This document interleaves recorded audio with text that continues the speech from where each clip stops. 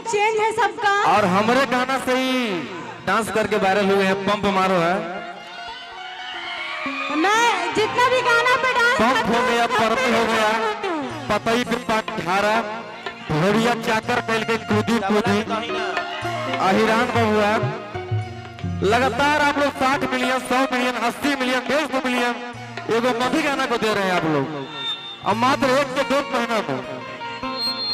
अभी देख लीजिए पतई पे पानी झारा 1 महीना में 12 मिलियन, फिर फाटे लगते छाती 10 मिलियन।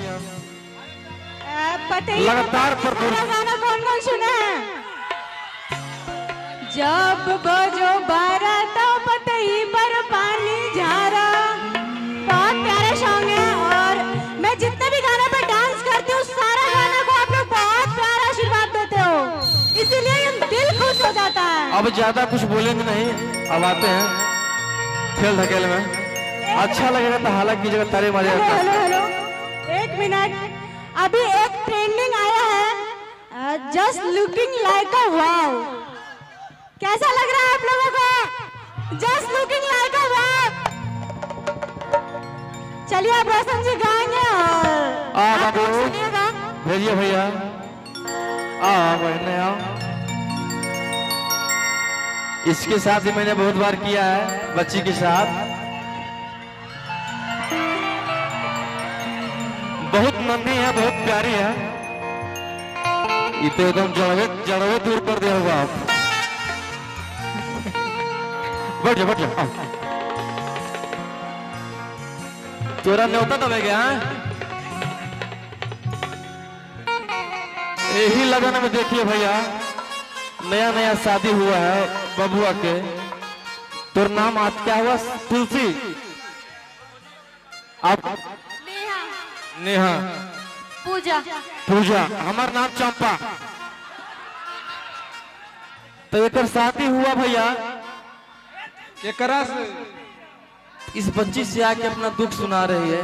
अच्छा से शादी के सुहागरात बीज होता है ना, अच्छा से नहीं कट पाया है, बड़ी दुख में बोल रही है। और की धूप माता उठावे में लो जइलै पिया। मैकवा सही करा करो। अरे की धूप माता उठावे में लो जइलै पिया। आओ जोरा में सुतलै नहीं भूतल कही दिया।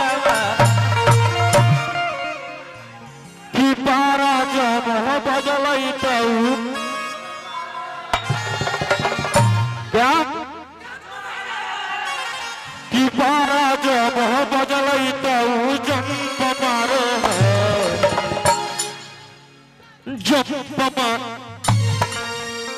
जंप मारो है। आपा लंग पर सुता के पियावा पंप मारो है।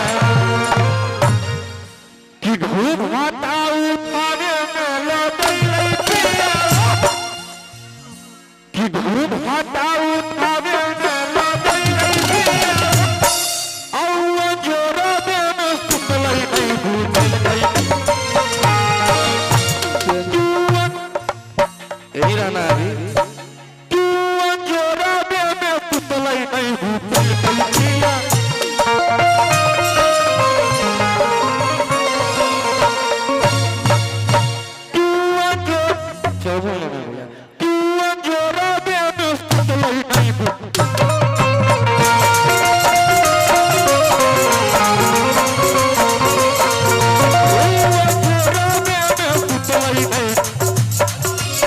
Hello, hello.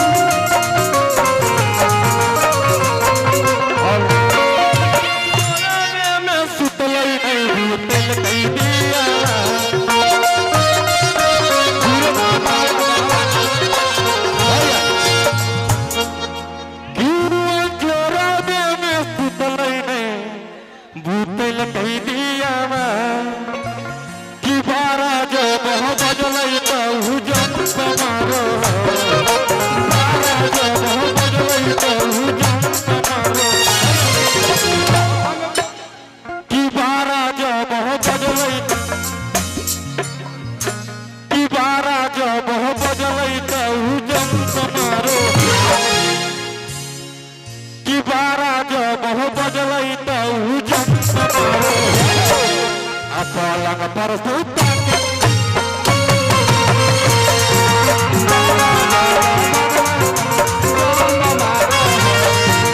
पलंग पर सूता के पिया पंप मारो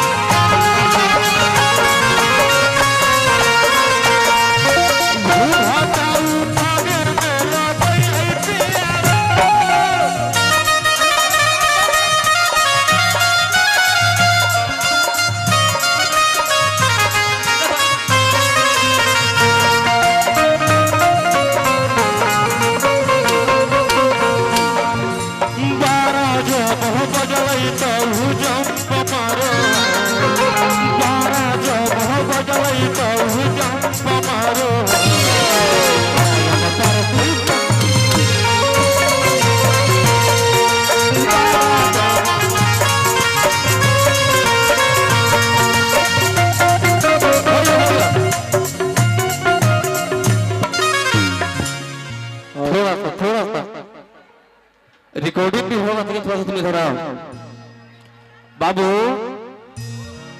मेरे से प्यार करती हो ना कि बारा जो बहुत बदलई तो जम मारो पलंग पर सूता के पिया पंप मारो